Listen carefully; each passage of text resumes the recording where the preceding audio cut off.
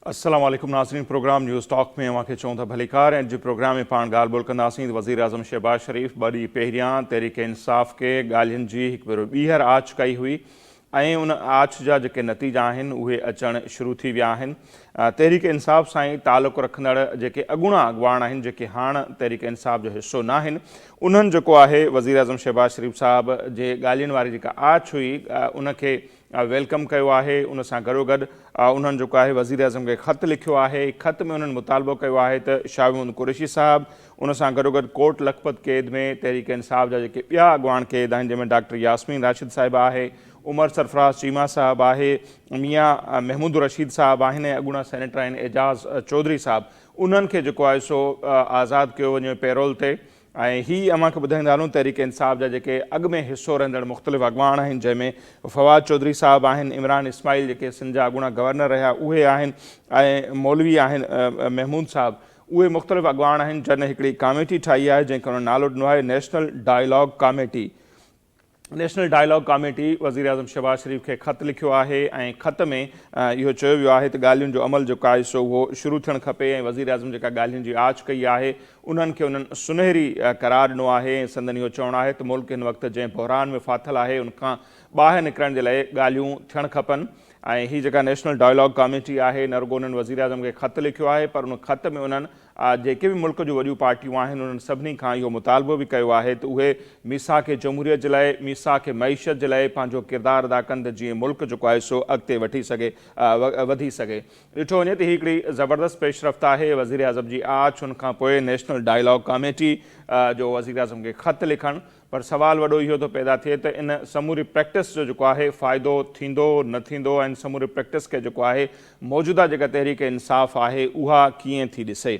ऐं ॾिठो वञे त कल्ह जीअं असां ज़िक्र बि कयोसीं त अलीमा ख़ान साहिबा जेको आहे इहो चयो हो त जेके बि ॻाल्हियुनि जूं ॻाल्हियूं कनि था उन्हनि जो PTI सां, इमरान ख़ान सां को बि तालुक़ु न आहे। सो हिकिड़े पासे इहे मौक़िफ़ आहिनि, ॿिए पासे नेशनल डायलॉग कमेटी जूं कोशिशूं आहिनि। हाणे थिए छा पियो, अॼु प्रोग्राम में पाण उनखे सम्झण जी कोशिशि कंदासीं। वाक़ई जेकॾहिं वज़ीर आज़म साहब जेके आहिनि को क़दम खणनि था, पैरोल ते कुझु माण्हुनि खे आज़ादु कयो थो वञे त इहो हिकिड़ो सुठो सवण हूंदो ऐं ईअं सम्झो वेंदो त शायदि जेको आहे हुकूमत ॻाल्हियुनि जे लाइ संजीदा आहे या अहिड़े क़िस्म जी कोशिशूं करे पई। बहरहाल हीअ जेका हिकिड़ी प्रैक्टिस थी आहे, बज़ाहिर ॾिठो वञे ॾाढी सुठी प्रैक्टिस आहे, छाकाणि त हर कंहिंजी इहा ख़्वाहिश आहे त जेका जमूद वारी सूरत हाल आहे, मुसलसल जेका टकराव वारी सूरत हाल आहे उहा ख़तमु थिए ऐं मुल्क कुझु अॻिते वधे। सो उन ते ई पाण वधीक ॻाल्हि ॿोल कंदासीं। सीनियर सहाफ़ी आहिनि, तजिया नगार आहिनि, डॉक्टर मुनवर अली कलवड़ साहब इस्लामाबाद वञा सां टेलीफोन लाइन ते मौजूदु आहिनि। कलवड़ साहब, तमामु घणी महिरबानी अवां असांखे वक़्तु ॾिनो।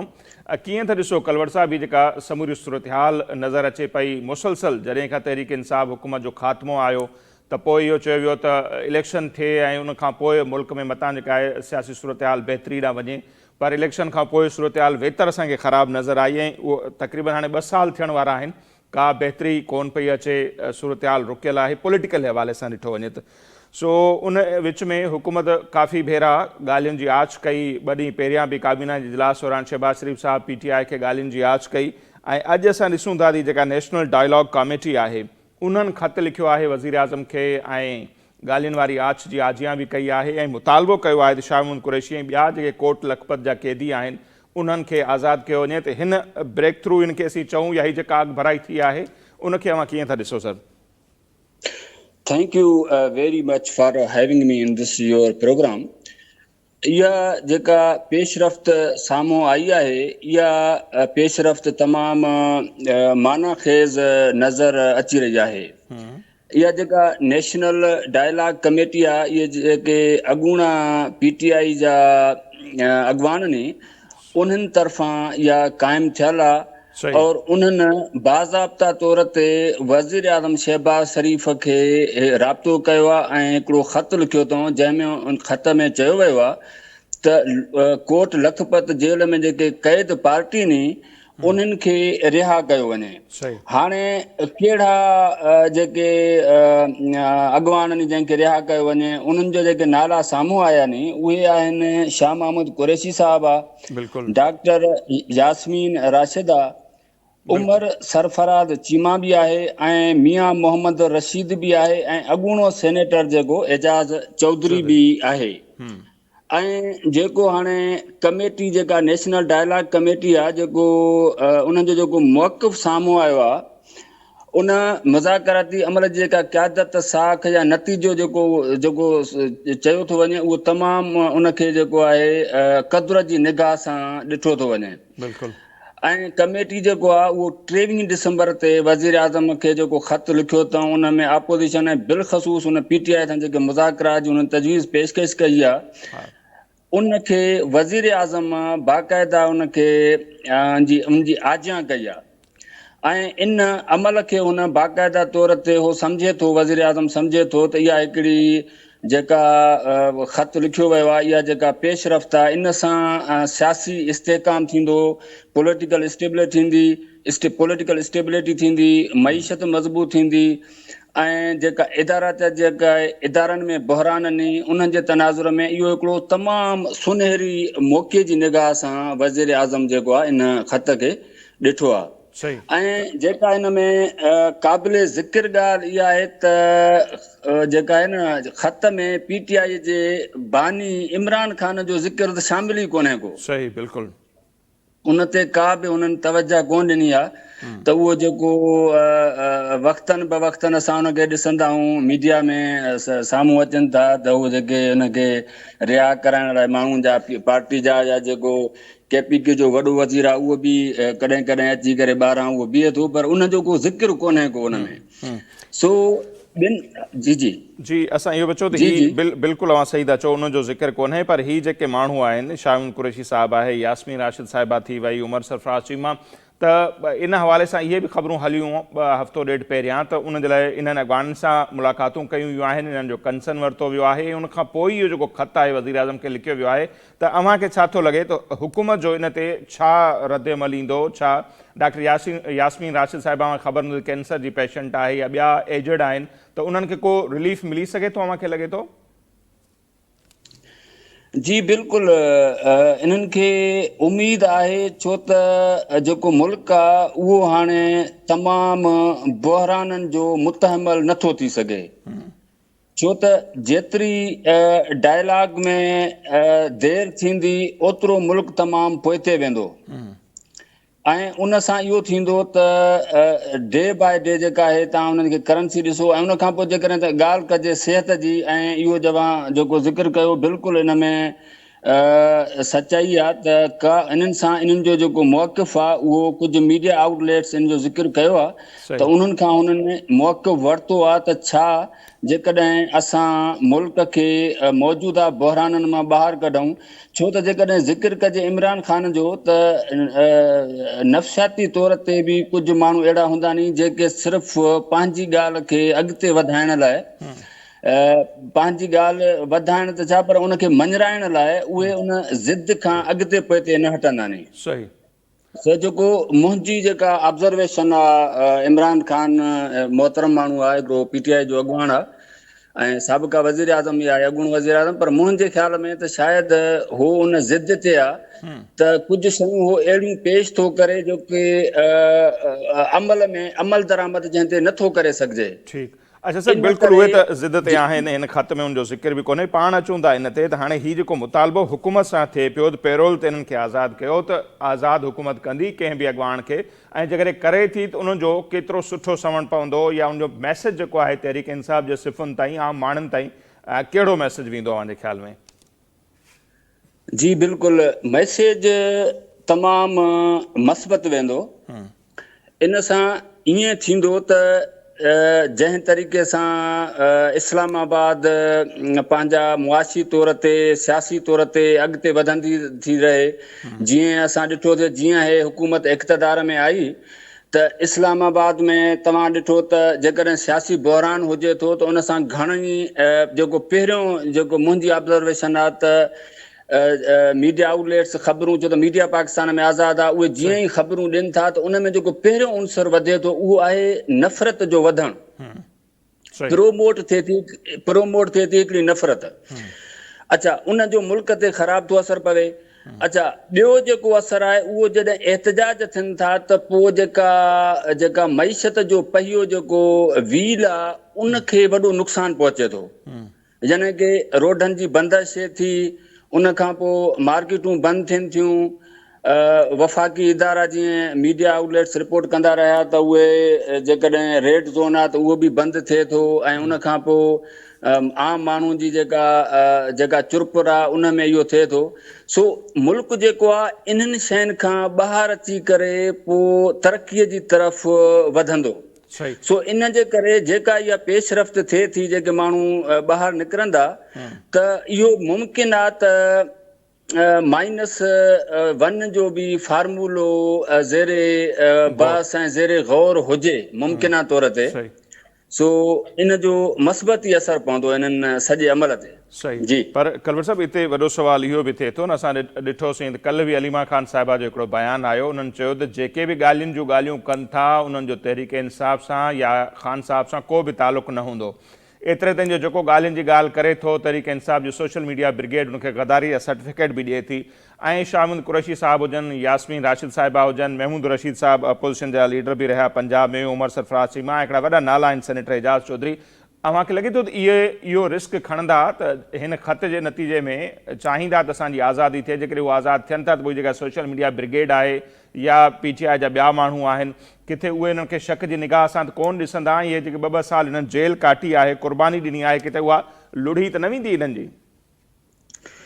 जी बिल्कुलु, तव्हां ॾाढो भलो लफ़्ज़ इस्तेमालु कयो, टर्म इस्तेमालु कयो। जेका सोशल मीडिया ब्रिगेड बिल्कुलु आहे। PTI जी जेकॾहिं मौजूदा सूरत हाल में ॾिठी वञे, महसूसु कयो वञे त सोशल मीडिया जी ब्रिगेड तमामु हिकिड़ी वॾी आहे। जेका मां त इहो बि चवंदुसि त इन खां मुस्लिम लीग नून खां, पाकिस्तान पीपल्स पार्टी खां बि उनजी वधीक आहे। लेकिन हाणे मां चवां थो तव्हांजे सवाल ते त बिल्कुलु इहो तव्हां चओ था त उन्हनि जो असल में जो अलीमा ख़ान जो बयानु आहे न, उहो ईअं आहे त जॾहिं बि का नई शइ थींदी आहे त उन्हनि जो रेज़िस्टेंस जेको हूंदो आहे न, उहो ज़रूरु ईंदो पियो हूंदो आहे। सही।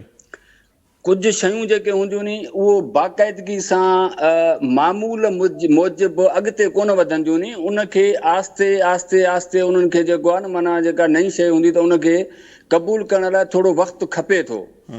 ऐं मुंहिंजो मौक़िफ़ वरी इहो आहे त जेकॾहिं इहो सॼो अमल मसलन हुकूमती धुर वॾे सोच वीचार खां बहस मुबहसनि खां पोइ, ऐं इन में मूंखे ॿियो फैक्टर लॻे थो त सऊदी अरब ऐं अमेरिका जी जेका आहे न मुदाख़लत खां पोइ जेके अॻवान नी उन्हनि सां राब्तो करे पोइ जेको आहे न इहो अमल जेको आहे अॻिते वधायो वियो आहे।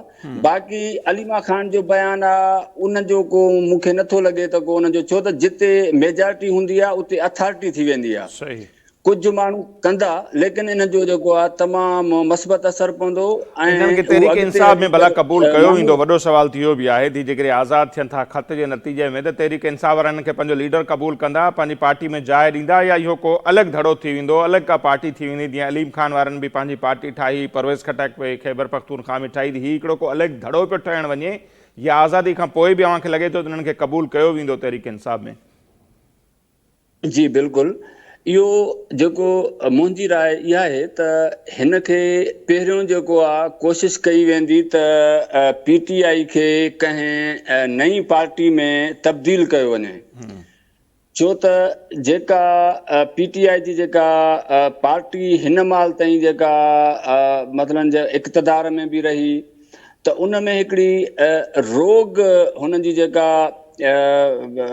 जेका हैसियत रही न, जेका माण्हुनि महसूसु कई या जेका वर्ल्ड कम्यूनिटी महसूसु कई, उहा हिकिड़ी रोग पार्टी जे तौर ते जेका ई साम्हूं आई पए। ऐं उन्हनि जा जेके तव्हां लफ़्ज़ बि ॿुधा पए, उन्हनि जा जेके बयान हुया उहे बि तव्हां ॿुधा पए त असां हिन खे जेको आहे फलाणे खे टंगे छॾींदासूं, फलाणे खे मारींदासूं, असांजो इक़्तिदार जेको आहे 32 ताईं हूंदो, असांजो इक़्तिदार 2028 ताईं हूंदो, असां हीअं। अच्छा, उन खां पोइ जेका आहे न यानी कि विर्छ जी तरफ़ हुनजी जेका सॼी जेको रुझान हुयो उहो विर्छ जी तरफ़ हुयो। यानी कि हिकिड़ी जेका ज़बान जे बुनियाद ते विर्छ पई कए हुननि, बजाए हिन जे जेके ॿियूं पार्टियूं अचनि थियूं। मसलन हाणे जेकॾहिं मौजूदा हुकूमत खे ॾिठो वञे त ऐवान सदर में हिकिड़ो सिंधी वेठो आहे, होॾे हिकिड़ो पंजाब जो माण्हू वेठो आहे, बलोचिस्तान में हिकिड़ी जेका आहे यानी कि विच थरी विर्छ आहे, पर उन जी पार्टी में इहा मूंखे कोन पई लॻी। जी जी अॻिते हलो। जी सही। अच्छा बिल्कुलु पाण अॻिते हलूं था। अच्छा ॻाल्हि इहा आहे त हीउ जेको ख़ान साहब जी ज़िद जो अवां पाण हवालो ॾिनो त हू जंहिं ज़िद ते क़ाइमु आहे 2 साल त उन्हनि खे जेल में थी विया आहिनि, इहा ज़िद अञा अव्हांखे लॻे थो त अॻिते बि जारी जेकॾहिं रखनि था त वधीक तहरीक इंसाफ़ खे ख़ान साहब खे पाण खे कहिड़ो नुक़सानु थी सघे थो, या इन ज़िद जो अव्हांखे लॻे थो हींअर त उनखे को फ़ाइदो थियो आहे छा, जो अॻिते बि को इम्कानु हुजे त भई इहा ज़िद बरक़रार रहे, उनखे को फ़ाइदो थींदो? जी बिल्कुलु। मां इहो चवंदुसि त जेका ज़िद हूंदी आहे इहा हिकिड़ो नेगेटिव टर्म आहे जंहिंजो को बि फ़ाइदो कोन थींदो आहे। सही। बिल्कुलु कोन थींदो आहे। नेगेटिव टर्म जेको आहे उन जो फ़ाइदो बिल्कुलु न थींदो। बाक़ी इहो ज़रूरु आहे छो त का बि शइ हूंदी आहे त जेका मूंखे सही लॻे थी, इहो ज़रूरी कोन्हे को त जेको मुंहिंजे साम्हूं वेठो रहे या मुंहिंजे भरिसां जेको वेठो आहे उहा शइ उनखे सही लॻे। ऐं भला इन ज़िद तां लहंदा, जेको मुंहिंजो आख़िरी सुवालु आहे साईं, त ख़ान साहब इन ज़िद तां लहंदो, को ॻाल्हियुनि जे पासे ईंदो, को ॻाल्हियूं थींदियूं, को रस्तो निकिरंदो, अहिड़ो को इम्कानु नज़र अचे पियो अव्हांखे वेझड़ में? अच्छा, जेका वरी हाणे मां पंहिंजी ऑब्ज़र्वेशन एड कंदुमि त जेका मूंखे लॻे थो जेकॾहिं हो माइनस थी वियो आहे त मूंखे नथो लॻे त हो पंहिंजी ज़िद तां लहंदो। जेका मां हुनजे जेका पंहिंजी अॻूणी हिस्ट्री जेका मां पढ़ी आहे या हुकूमत में जेको मां हुनखे ॾिठो, मूंखे नथो लॻे त हो पंहिंजी ज़िद तां लहंदो। छो त जेकॾहिं ॾिठो वञे त अमरीका जेका अफ़गानिस्तान में हुकूमत आहे उहा बि अमरीका जे चवण ते आहे। हिन खे इन करे इक़्तिदार में बि आंदो वियो त हिन जो हिकिड़ो मौक़िफ़ हुयो त मां तालिबान सां ॻाल्हियूं कंदुसि। सही। इन जे बुनियाद ते अमरीका हिन खे जेकॾहिं कुझु वक़्त लाइ आंदो बि हुयो, पाकिस्तान में हुनखे इक़्तिदार मिलियो हो, त हाणे मूंखे नथो लॻे त हो को इन ज़िद तां लही करे को हिन हुकूमत सां ॻाल्हियूं कंदो, छो त हुकूमत तक़रीबन साल ताईं हुनजे परस्यू कयो फॉर डायलॉग प्रोसेस, लेकिन होॾां को बि अच्छा उनजो जेको मीडिएटर हुयो हाणे जेको अॻूणो KPK जो वज़ीर हुयो उहो एज़ अ मीडिएटर तौर ते आयो। शायदि मीडिया आउटलेट्स इन्हनि खे ज़ाहिर कयो आहे या न कयो आहे, लेकिन हो आयो, लेकिन हो बाक़ाइदा नाकाम थी वियो। ऐं मौजूदा सूरत हाल में बि जेके मुलाक़ातूं इमरान खान सां जेके रोकियूं थियूं वञनि उनजो सिलसिलो बि साॻियो ई आहे त हो माना नथो अचे कंहिं सिधी लाइन ते, इन करे उन जूं जेके मुलाक़ातूं उहे बंदि कयूं वयूं।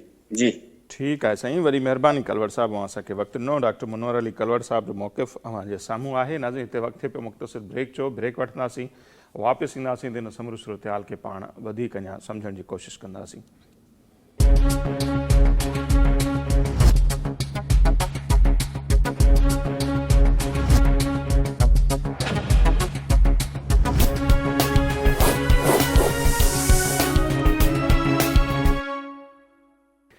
जी नाज़रीन, ब्रेक खां पोइ हिकु ॿीहर प्रोग्राम में अव्हांखे चऊं था भलीकार, ऐं पाण ॻाल्हि ॿोल कंदासीं। नेशनल डायलॉग कमेटी जेका हीअ अॻियां आई आहे, कोशिशूं वठे पई, उन्हनि कोशिशुनि जो को नतीजो निकिरंदो या न, या जेको वज़ीर आज़म खे ख़त लिखियो वियो आहे उन ते ई पाण वधीक ॻाल्हि ॿोल कंदासीं। सीनियर तर्जुनिगार आहिनि, नामियारा लेखक ऐं तालीमदार डॉक्टर नाज़िर महमूद साहब हींअर असां टेलीफोन लाइन पर मौजूद आहिनि। डॉक्टर साहब, बहुत शुक्रिया सर, आपने हमारे लिए वक्त निकाला। डॉक्टर साहब, किस तरह देखते हैं ये जो सारी सूरत हाल, हम भी बार बार जिक्र करते हैं, दूसरे दोस्त भी, कि भाई इस हालात से निकलना चाहिए, मुल्क को आगे बढ़ना चाहिए, स्पेशली सियासी हवाले से, तो कुछ कोशिशें हो रही हैं और एक नेशनल डायलॉग कमेटी बनी है जिसमें हम देखते हैं इमरान इस्माइल साहब का गवर्नर हैं, साबका वफाकी वज़ीर फवाद चौधरी साहब हैं और दूसरे लोग हैं, वो कुछ कोशिशें कर रहे हैं, मुलाकातें भी कर रहे हैं ताकि ब्रेक थ्रू हो कुछ। तो उन्होंने ख़त लिखा है वज़ीर आज़म साहब को और मुतालबा किया है कि कोट लखपत के जो कैदी हैं, शाहमद कुरैशी साहब, यास्मीन राशिद साहिबा, उमर सरफराज चीमा, दूसरों को पैरोल पर आज़ाद किया जाए और बातचीत के सिलसिले को आगे बढ़ाया जाए। तो इस अमल को आप किस तरह देखते हैं सर? देखिए, ये लग तो पहले ही रहा था कि ये शाह महमूद कुरैशी को बाहर निकाल कर उनसे कुछ वही जो बात होती है ना कि डील हो गई वाली बात, तो वो -1 वाले फार्मूले पे मजीद काम हो रहा है और जाहिर है इमरान खान और उनकी बेगम को मजीद 17 साल की सजाएं सुना दी गई हैं। तो वो लोग इमरान खान और बुशरा बीबी तो बाहर नहीं आते। अब कोशिश ये है कि PTI जैसे इससे पहले तमाम बड़ी जमातों को तोड़ा गया, तोड़ने की कोशिश की गई और कोशिश की गई कि एक बड़ा ग्रुप अलग हो जाए, और हो भी जाता था। और इसकी बेशुमार मिसालें मौजूद हैं। जब खुद पीटीआई बनी थी उस वक्त भी हमने देखा कि लोग निकल गए दूसरी पार्टियों से। उससे पहले मुशर्रफ के दौर में हमने देखा था कि किस तरह से पीपल्स पार्टी से भी लोग निकाले गए, फैसल साले हयात वगैरह, उनको निकाल के शामिल किया गया, शेर आफ्ताब शेर पाव वगैरह। तो अब इस दफा भी मुझे यही लग रहा है कि वही एपिसोड जो है वो दोहराई जा रही है, और उसमें कोशिश ये की जा रही है कि शाह महमूद कुरैशी को आगे लाया जाए, क्योंकि शाह महमूद कुरैशी के निस्बतन एस्टेब्लिशमेंट से पुराने अच्छे ताल्लुकात रहे हैं, और वो पहले भी जब पीटीआई में शामिल हुए तो जाहिर है वो उस ग्रुप में थे जिनको उस वक्त के जो जर्नल थे वो लोग जब पीटीआई को सपोर्ट कर रहे थे और लोगों को इधर उधर से जमा करके पीटीआई में शामिल करवा रहे थे, तो उस ग्रुप में शाह महमूद कुरैशी भी आ गए थे। तो अब इनको शायद इस्तेमाल किया जाएगा, और ये लेटर के पीछे भी यही है कि ये इमरान इस्माइल हो गए और फवाद चौधरी और शाह महमूद कुरैशी। यास्मीन रशीद का नाम तो इन्होंने वैसे ही डाल दिया है, क्योंकि यास्मीन रशीद वैसे ही बीमार भी हैं और कैंसर की पेशेंट भी हैं, उनको तो वैसे ही सजा नहीं होनी चाहिए थी, माफ कर देना चाहिए था। लेकिन बहरहाल उनका नाम इन्होंने डाला है, लेकिन असल यास्मीन राशिद का किरदार नहीं होगा। मुझे ऐसा लग रहा है कि ये किरदार होगा इन्हीं 3-4 लोगों का, यानी इसके लीडर बनेंगे शाह महमूद कुरैशी, और पीछे इमरान इस्माइल, फवाद चौधरी और इस तरह के और दूसरे लोग होंगे जो कि अलग से अपना एक ग्रुप बनाएंगे और हुकूमत से डायलॉग भी कर सकते हैं, और करके कोई बीच का रास्ता निकालेंगे। और वो बीच का रास्ता यही होगा कि पीटीआई टूट गई है और इमरान खान की सुनी नहीं जा रही, और इमरान खान को ना किसी से मिलने दिया जाएगा, ना वो बोल सकेंगे, और बाकी उनकी बहनें जो है वो शोर मचाती रहेंगी। लेकिन ये ग्रुप अलग होकर जो है वो कोई मुफाहमत के रास्ते पे चल सकता है, तो मुझे ऐसा लग रहा है। सही। तो डॉक्टर साहब, फिर जो तहरीक इंसाफ, मौजूदा तहरीक इंसाफ जो है, उसमें जो लोग अभी भी शामिल हैं, कुछ सेनेटर, एमएनएज, एमपीएस, अच्छा खासा तादाद है, तीसरी बड़ी पार्टी देखा जाए दूसरी बड़ी पार्टी है, तो जो मुंतखब लोग हैं या बड़े बड़े नाम तहरीक इंसाफ का अब भी हिस्सा हैं, वो आपको लगता है कि शाह महमूद कुरैशी वाले इस ग्रुप का हिस्सा बनेंगे? देखें, इनको जरूरत तो लोगों की है, और जब ये दाना डाला जाता है, और दाना इस सूरत में होता है कि या तो कोई वजारत दे दी जाती है, वजीर मुमलिकत बना दिया, किसी कमेटी का सरबराह बना दिया, और को मुख्तलिफ किस्म के फेवर कर दिए। तो जो हमारे एमएनएज और एमपीएस वगैरह भी होते हैं, ये तो हम जानते ही है ना कि ये भी बस दाने की तलाश में होते हैं ज्यादातर। तो जहां से कुछ मिलेगा तो ये अपना वफादारियां बदलते हुए इनको देर नहीं लगेगी, तो बिल्कुल मुमकिन है। और फिर जाहिर है नून लीग को अभी जाहिर है पीपुल्स पार्टी पे इन्हिसार उनका खत्म हो गया है, लेकिन वो जो इन्हिसार खत्म हुआ है उसके बाद भी वो इनकी कोई ज्यादा अक्सरियत है नहीं। तो अगर पीटीआई के कुछ एमएनएस इनके साथ शामिल हो जाते हैं तो इनकी पोजीशन नून लीग की मजबूत हो जाएगी, और गालिबन एस्टेब्लिशमेंट भी यही चाहेगी कि नून लीग की पोजीशन मुस्तहकम हो, ताकि पीपुल्स पार्टी जो थोड़ा बहुत भी अगर ब्लैकमेल करने की पोजीशन में हो तो वो ना हो। और जाहिर है अगर पीटीआई के लोग शामिल होंगे तो वो निस्बतन ज्यादा वफादारी से, जो बचे कुचे 3-4 साल हैं इस गवर्नमेंट और असेंबली के, उसमें वो नून लीग के साथ मिलकर काम करेंगे। तो मुझे ये इस तरह की प्लानिंग लग रही है मुझे। सही। अच्छा सर, बिल्कुल प्लानिंग तो इसी तरह की है जैसे आप फरमा रहे हैं। अब फिर वो पहले भी हमने एक प्रोग्राम किया था, वही सवाल मैं दोहराऊंगा कि पहले जो तजर्बे हुए, जैसे आपने जिक्र किया, पेट्रियाट का जिक्र किया, नेशनल पीपल्स पार्टी बन गई, काफ लीग बन गई, एमक्यूएम का मिसाल लें तो पीएसपी बन गई थी, या फिर तहरीक इंसाफ जो देखें तो परवेज़ खटक ने अलग पार्टी बनाई थी, अलीम खान और जहांगीर तरीन ने अलग बनाई थी, लेकिन उनको वो मकबूलियत या नहीं मिली लोगों की तरफ से। तो शाह महमूद कुरैशी या दूसरे अगर लीड करते हैं, कोई अलग से बड़ा धड़ा बनता है तहरीक इंसाफ से, तो आपको लगता है कि उनको कबूलियत भी होगी लोगों के दरमियान? देखिए, लोगों की कबूलियत तो मैटर नहीं करती, इसलिए पाकिस्तान में हमने देखा है कि जो असल कॉन्स्टिट्यूएंसी है वो जनरल जियाउल हक कहा करते थे, ये उनके अल्फाज है, मैं नहीं कह रहा हूँ कि जी असल कॉन्स्टिट्यूएंसी जो है वो अफवाज पाकिस्तान है, ये जनरल जियाउल हक कहा करते थे। तो मतलब कॉन्स्टिट्यूएंसी का मतलब ये कि वो कॉन्स्टिट्यूएंसी जिसके हक में फैसला करेगी, अब अवाम की हिमायत हो या ना हो। हम ये जानते हैं कि किसी जमाने में भुट्टो को भरपूर अवाम की हिमायत थी, लेकिन उस जुल्फिकार अली भुट्टो को भी इन्होंने मसल कर फेंक दिया, बेनजीर को भी हिमायत थी, उनको एक तरफ रख दिया, नवाज शरीफ को हिमायत थी, उनको एक तरफ कर दिया। तो इनके लिए, यानी जो हमारे मुल्क के ताकतवर हल्के हैं, उनके लिए ये चीज मैटर ही नहीं करती कि किसको अवामी हिमायत है किसको नहीं है। जब वो बनाना चाहते हैं तो वो अरबाब गुलाम रहीम जैसे को भी जी। सिंध का चीफ मिनिस्टर बना देते हैं, जिसकी कोई पॉपुलर सपोर्ट नहीं थी। उस वक्त भी पीपुल्स पार्टी बड़ी पार्टी थी। तो ये इस किस्म की हरकतें करते रहे हैं कि उसमें इनके लिए जो ताकतवर हमारे ताकत के मराकिज हैं, उनके लिए ये अब चीज मैटर ही नहीं करती है कि किसको अवाम की सपोर्ट है या किसको। सारा पूरा सिस्टम ये मैनिपुलेटेड और मैनेज्ड है। इसमें सिर्फ ये एक ढकोसला है दिखाने का कि जी एक असेंबली है और असेंबली में कुछ मेंबर हैं और कुछ वजारतें हैं जो सिविलियंस के पास हैं। तो ये सारा एक जो ड्रामा या ढकोसला है ये इसी तरह चलता रहेगा। इसमें आवाम की या हमारी आपकी कोई सुनवाई है नहीं, यानी और ये इसकी इनको परवाह भी नहीं है। हमारे यहाँ जो ताकत के मराकिज हैं उनको इस चीज की परवाह भी नहीं है कि आवाम की सपोर्ट है या नहीं है, जिसको चाहेंगे लाके बिठा देंगे।